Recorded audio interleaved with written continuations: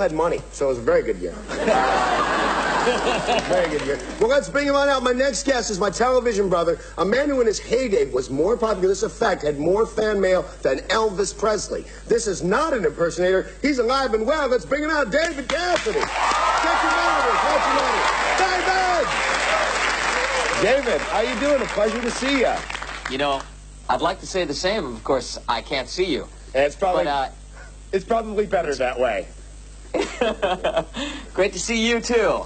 Hey, let me ask you something. When I wanted to interview you, I thought, now I know David so well, I'm going to ask him questions that maybe only I want to know. So I sat around with a bunch of people to find out what they wanted to know, and I ignored it. So I'm going to stick with what I want to know. Do you need a new bass player? Do you need a bass player by any chance? The time's been really hard for me. Did I ever ask you this question? You know why you have red hair? No, why? Your brain's rusted, kid. Do you remember the lines from the Partridge Family? Well, you know, I usually go to sleep at night and quote my old dialogue, but... Wow, I'm not all What are you doing? Wait a minute. What are you doing in Australia, and who was it who gave you the job? Well, you do have a job, don't you? Yes, I do. I'm hosting Tonight Live. It's like their biggest... It's like the Johnny Carson show in America. It's their biggest nighttime talk show over here, and I am the host all week long.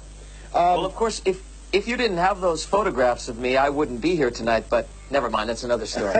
I've got some photographs of you here. Now, you can't see this. I am holding up a newspaper at this very moment that says, Cassidy strips for Gina. Nude photos inside.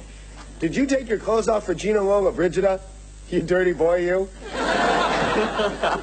What kind of cool guy? I knew it was going to... I just was wondering... I had my watch on. It's actually been 1 minute and 15 seconds.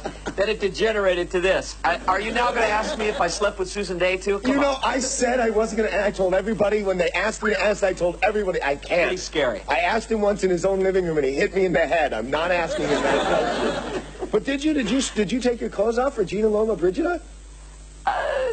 Gina and I got to know each other in semi-biblical sense. Wow! I wouldn't... That's the coolest thing.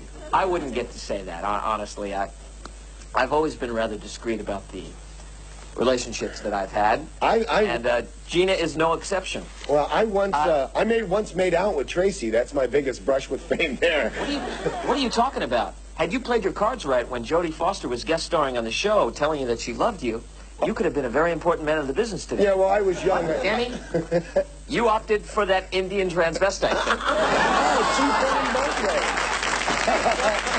Yeah, Jodie had a pretty big impression on me. Yes, sir.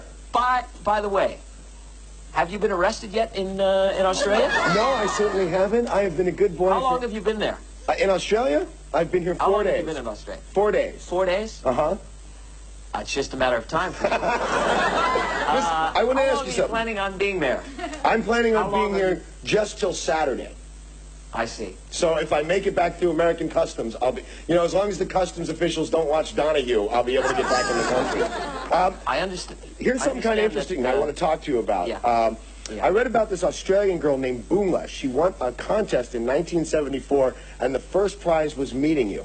Now, you had something that happened where you weren't able to show up that day on a TV show. You did speak to her by phone, and she was crushed. She cried on the phone to you.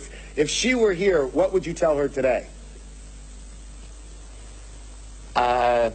It was a toothache. I needed a crown replaced. I'll tell you what. Do it. Is it Bula? It's Bula, and she's here right now. Say hello to David Cassidy, Bula. Hi, Bula. How are you? Good. I of course can't see you, and she's a babe, David. Yeah. You blew it, dude. You blew it. Yeah. Well, it certainly won't be the first time or the last. I, of course, have lost my audio here, and now I can't see or hear you. No, I think I got it back. You're back. So, I'm back. So the thing I guess I need to tell you, Bula, is I don't remember a thing about that experience, quite honestly. But I'd love to come back, and perhaps you'd give me another shot at that. What, were we supposed to have a date together? No, you were just meant to come on this show, and I was meant to hand you all the stuff I made for you when you were... She actually won the contest by having the most David Cassidy paraphernalia of anyone in Australia. By the way, that was in 1974, and a ticket to your concert was $3.20. Well, I tried to give everybody a real good show for their money, and you buy that, don't you? Yeah, I'm going for that. I actually have to be honest with you and tell you that I loved playing in Australia. The shows that we did there, I mean this, that I will not forget the Melbourne Cricket Grounds. We played the Randwick Racecourse, I think, in Sydney. Wow. Perth, Brisbane, Adelaide. They were really fantastic. And I've been trying to get back there and play for the last couple of years, and my manager keeps telling me that there's really nobody cares anymore. But oh, they're wrong. Even I came over here and did 16 sold-out shows only 6 months ago. So if I can sell out 16, you can stay here for a couple of years. Well, I would love to come back there, and for Bula and for the rest of the people, in all sincerity, that have been writing me and the letters and everything else, I can't thank you enough. And it's not that I don't want to come. I would love to come, and all I can tell you is please write Polygram Records and tell them that you want to see me, and I'll be there. That's my next question. When's your album come out over here? You've got a new album out called Didn't You Used to Be? In America. I don't know about Australia because I think they've been sort of hedging about releasing it. I think maybe they think there's not enough interest in me coming. I don't know. I really want to come.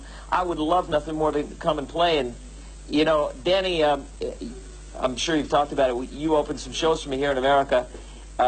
You were pretty great, I got to say. Oh, well, thank you. I'd love to have you come and do that again. So who knows? Maybe we could do it in Australia. We could do it over here together. That would be great. Listen, I'd like to do that. I want to ask you some stuff that I didn't know. Apparently, the writers and researchers on the show really do their work. You've been a guest star on the L.A. poetry scene. Have you been out doing poetry readings? Well, you know, there are these pseudo-intellectual poets here in Los Angeles. You remember them? They used to run the studios here. Oh yeah. And anyway, there are a bunch of actors who actually got into thinking they were poets. And I, with a couple of friends of mine, Scott Baio, just a bunch of people here in town who really didn't take themselves too seriously, tried to send up celebrity poetry night. Oh. And we did a little of that. Okay, as long as we're talking about send-ups, and then you won't take this too seriously, about every year... The expression is taking the piss out of yourself. Yeah, that's an expression over here.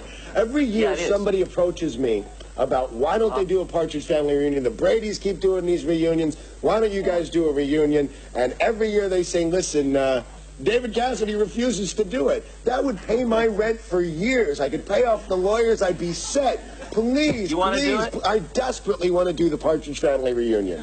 Okay, here's the deal. I don't want to do a Partridge Family reunion, but I wouldn't mind doing a kind of a retrospective where we could sit around and not play. I can't see myself in 1992 playing Keith. You look so cool in the red velvet suit, though. You really Boomer was saying... I kept that suit. When you first came up on the monitor, Boomer said you actually don't look any older than in these pictures, and you don't. How did that... I mean, I aged 2 days for one. Somewhere in your attic, you have a picture of me growing older? David Cassidy goes out and parties. I get big bags under my eyes. It doesn't seem fair. You're so bad, man. You are so bad. Of course, I pack it nice every night, Dan, as you know. Yeah, but what do you do for the face? Listen, we got to take off. The new album is Didn't You Used to Be. Look for it. It's on Polygram. It's going to be out here in Australia. I've been playing it in America on my radio station. It's totally worth hearing. Ladies and gentlemen, David Cassidy. Thanks, David. See you, buddy. Oh, that was so cool. Say bye, Bula.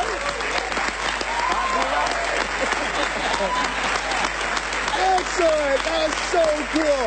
All right, let's go to a break with some vintage David Cassidy. Let's see. Roll the tape. Let's see.